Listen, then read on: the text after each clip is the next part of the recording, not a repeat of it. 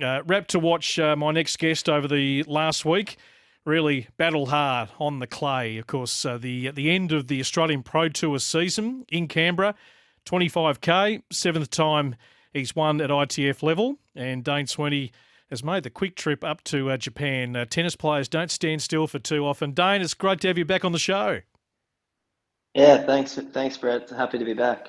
We spoke to you last year when you won up north, and these titles don't come every week on the tour. You cherish, when you do get to the finish line and actually lift a trophy, because particularly on the surface you were playing on, Dane, the last week, you've got to earn your wins.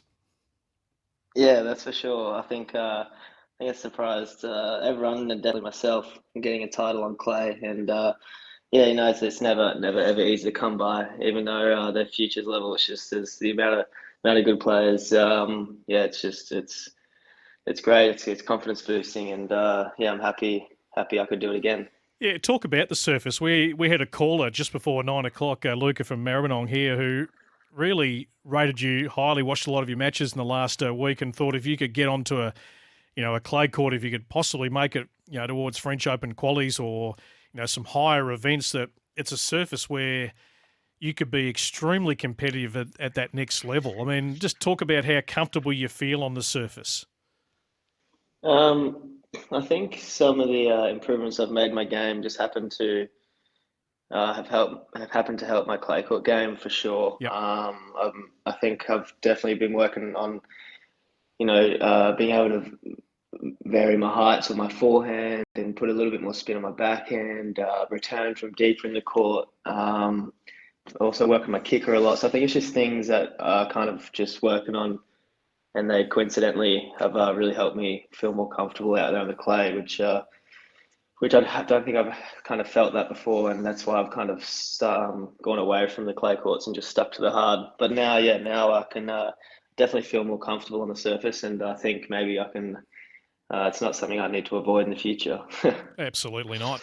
Hey, take us through the final. I spoke to Mark Polmans this time last week after he won the first of the Canberra events, and you were able to get the better of him. I mean, when I sort of look at you two, I mean, to beat Mark is tough. To beat you is tough because you both can go the journey.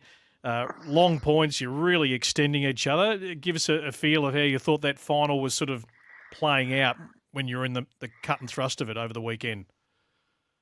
Well, I had a flight booked because I had to get to Japan. I had a flight booked at about 5 p.m. and the final started at about 1. So I was pretty worried because I knew we were going to have a long battle, and Yeah. that's what happened for sure. But leading into the match, I was really excited to play Mark because I think his intensity really brings the best out of me, and I just feel like we have such amazing battles. We obviously pretty solid from the back, so there were a lot of great rallies. But I think the most important thing, I just had to be really good mental space before the match and really be ready for the challenge, because he's not going to hand it over to me. He doesn't make many errors. He's got great hands. He's got a lot of tools he can use. So I just had to, before the match, I was very hard on myself to be ready for the challenge. Be ready to play for over 3 hours and not try and fluctuate mentally, which is I think I did that pretty well, and that's kind of what got me the result in the end. Yeah, you seem to have built some really good resilience. I was just reading out prior to you coming on air the Aussie results in Miami in the last week, and having just been over at Indian Wells, I mean, the one guarantee when you go and watch the Aussie Mem, and I look at a group of 17 of you who are inside the top 300 at the moment, I look through every one and I know that I'm going to get great value for money.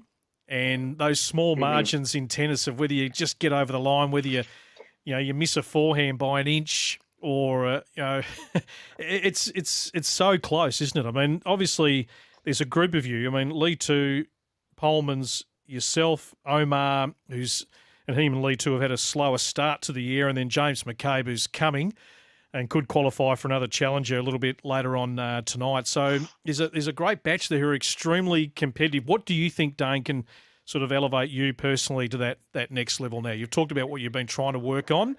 Do you think it'll be a natural progression? Just give us your mindset there. I think with a lot of people, it's all to do with the mind. I think a lot of the times it's people's greatest obstacle and greatest enemy. I think in my career has kind of hindered me a lot, and I'm just starting to kind of gain an understanding of what it really means to be a great competitor.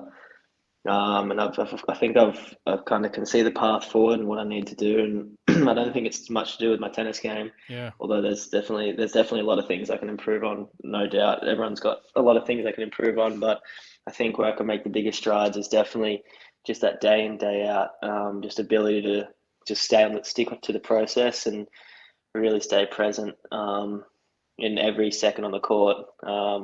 And even use my off court time to really just practice that and try and practice presence off the court, and then hopefully I can kind of have that same approach on court. But yeah, I think just sticking to trusting the process, as cliche as it does sound, I think that's where I can make the biggest strides for sure. I reckon you make a great point, because when I'm sitting on the the other side of the fence and I'm trying to work out what splits players, because everyone can hit a pretty good ball. Everyone's got pretty good skill out there, and you get to 200, you get to 200 odd in the world with a sport that's got nearly 2,000 players ranked. You're in a good position. We know the next jump is certainly the toughest, no doubt. And I always think about that word competitiveness, and I mean, my eye can sort of tell those who are just a little hungrier than others. Others who might bring more natural talent, but maybe don't have as much hunger, trying to get all that balance right, because it's just unforgiving, isn't it? I mean, if you don't bring that every time you step out, you're just sort of thereabouts, aren't you? I think you're spot on there with the mind and just how much you're prepared to dig in. Yeah. I think it comes down to just what you're prioritizing. I think I've done a lot of times in my career where I'm just out there to win. And then because I'm so attached to the result, that can create such a roller coaster of emotions. And I get angry, I throw my racket, I stop trying as much.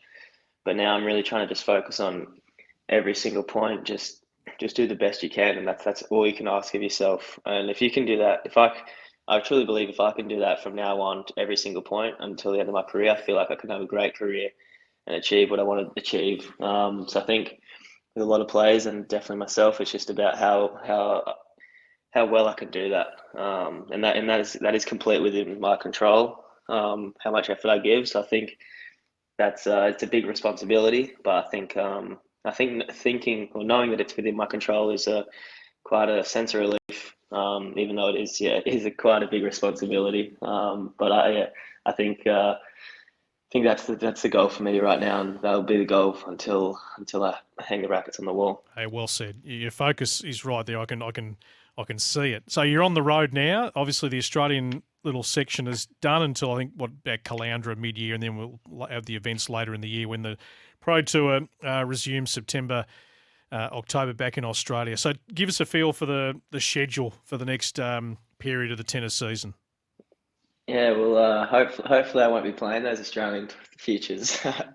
True. I think that'll be a good thing because I'll be ranked too high. But no, the Caloundra tournaments in my backyard, they'll be. I'd love to play those, but I don't think I will be. But that's an amazing venue in Caloundra, and Sunshine Coast, obviously a beautiful place. And then like the futures swing. The girls are playing at Perth, aren't they, instead of Darwin? Mm. Is that right? I think so. Yeah. Yeah. So that should be good. Hopefully I'm playing challenges, but if not, that's I always love and look forward to playing in Australia. So whatever happens, I'm ready. Hey, just when I mentioned those names that I did, give us your own quick thought on that group who are in the 200s with you. I mean, you're all. I know you're pretty tight, the Aussie guys, and I think it's great. I think if our girls can form the same, I think it can really drive our girls to, really improve their rankings. But all super guys who I've had on this program, give us a quick thought on a few of those around your ranking at the moment and who's got some real upside for our listeners who don't necessarily get to see them sort of grinding away week in, week out. As you said, there's 17 in the top 300. I think you said. Yep. Yeah, I know Tristan very well and McKay very well. I've travelled with those guys a bit, and Omar and Tui I'm very close to as well. I think the world's our oyster really. I think as you know, as I see like people around my peer group and my ranking as in the Australian boys, as I see them climb up the ranks, I think that gives me a great belief that I can do the same. And I think we all just start to feed off each other, and then the group gets bigger and bigger, and the belief just goes stronger and stronger. And you can see that in Mm. the American players and the Italian players. I don't think there's any kind of I don't think there's anything that can stop a group like that. Especially, I know those boys and they're extremely determined and work extremely hard. Um, so yeah, I've got a lot of faith that our group can really keep pushing. Well said. Hey, let's check in again down the track. I really some great thoughts there. I think our listeners would have a bigger appreciation just of the journey you're going on and what it takes. I mean, this is a sport where, yeah, the mental battle, it can take over some players. It's tough out there. You're one-on-one gladiatorial sport, and you've got to you haven't got anyone in your hip pocket, helping you when you're out there in the cut and thrust of it. And mate, I think there's some huge upside to the way you're playing your tennis. Super competitive, great skill out on the court, and I hope you continue to get some rewards out of it. And yeah, really appreciate you coming on. Yeah, thanks, bro. Yeah, I really appreciate those words.